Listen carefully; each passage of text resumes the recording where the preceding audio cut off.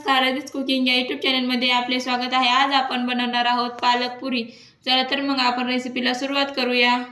पालक पुरी बनवण्यासाठी मी इथे पालक निवडून स्वच्छ धुवून घेतलेला आहे।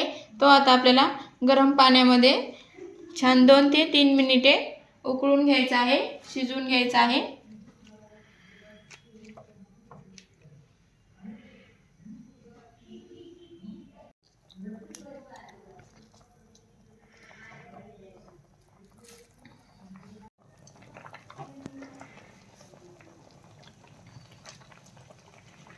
तर इथे आपला 2 ते 3 मिनिटे पालक छान शिजवून घेतलेला आहे। आता आपण तो काढून घेऊया। तर इथे मी अगदी थोडंसं थंड पाणी घेतलेलं आहे, त्यामध्ये हा पालक आपल्याला घालून घ्यायचा आहे।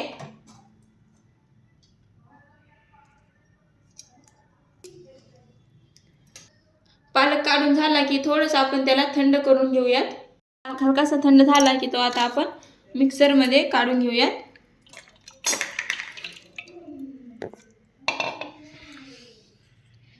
यामध्ये टाकून घेऊयात 2 ते 3 हिरवी मिरची, 2 लसण पाकळ्या आणि आता आपण याची छान मिक्सर मध्ये प्युरी करून घेऊयात। मी छान अशी पालकाची प्युरी बनवून घेतलेली आहे, तुम्ही पाहू शकता।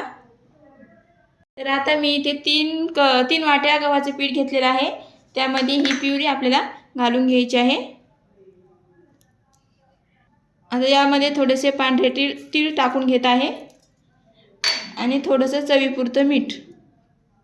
आता आपल्याला ही प्युरी यामध्ये छान मिसळून घ्यायची आहे।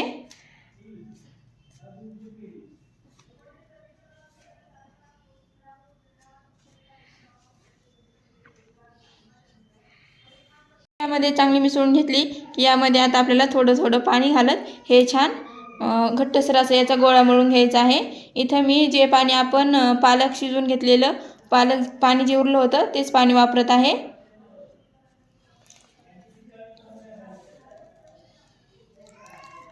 तर इथे मी छान असा घट्टसर गोळा मळून घेतलेला आहे। आता आपल्याला हा 10 ते 15 मिनिटे मुरण्याकरता ठेवायचा आहे। 10 ते 15 मिनिटांनंतर आता आपण पुरी लाटून घेऊयात। त्यासाठी यामध्ये एक छोटासा गोळा काढून घेऊयात। तर आता आपल्याला याची छान अशी पुरी लाटून घ्यायची आहे। जास्त पातळही नाही आणि जास्त जाड नाही, मध्यम आकाराची अशी आपल्याला इथे पुरी लाटून घ्यायची आहे।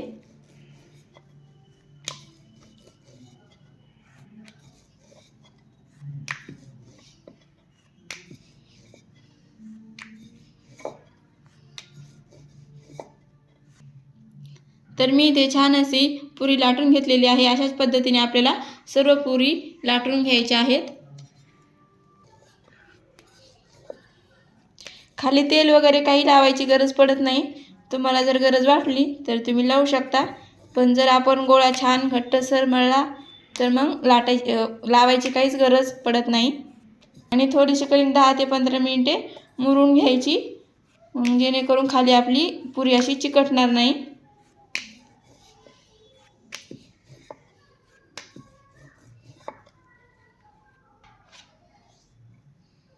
मी इथे 5 ते 6 पुरी लाटून घेतलेली आहे।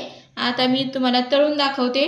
तर इथे मी तेल गरम करून घेतलेलं आहे, त्यामध्ये आता आपण पुरी सोडून घेऊयात। आपण लाटताना जी खालची बाजू असते ती खाली सोडायची आहे आणि जी वरची खरबडीत बाजू असते ती वरती ठेवायची आहे, जेणेकरून आपली पुरी छान फुगल्या जाईल। आणि पुरीला जास्त खालीवर करायचं नाही, एका बाजूनेच अगोदर छान तळून घ्यायची आहे। तुम्ही पाहू शकता इथे आपली टम्म अशी पुरी फुगलेली आहे। खालची बाजू तळली की आता आपण दुसरी बाजू पलटून घेऊयात आणि दुसरी बाजूही छान तळून घेऊयात।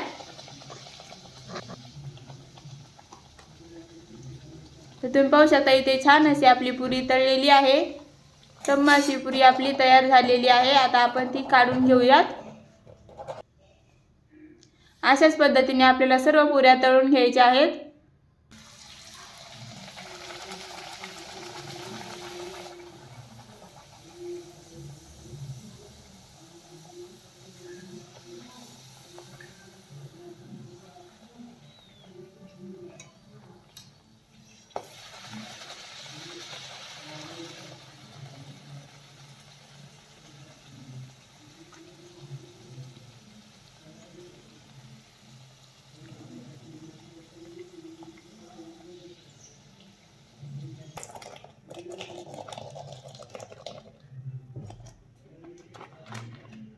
तर अशा पद्धतीने इथे आपल्या खुसखुशीत अशा पालक पुऱ्या तयार झालेल्या आहे।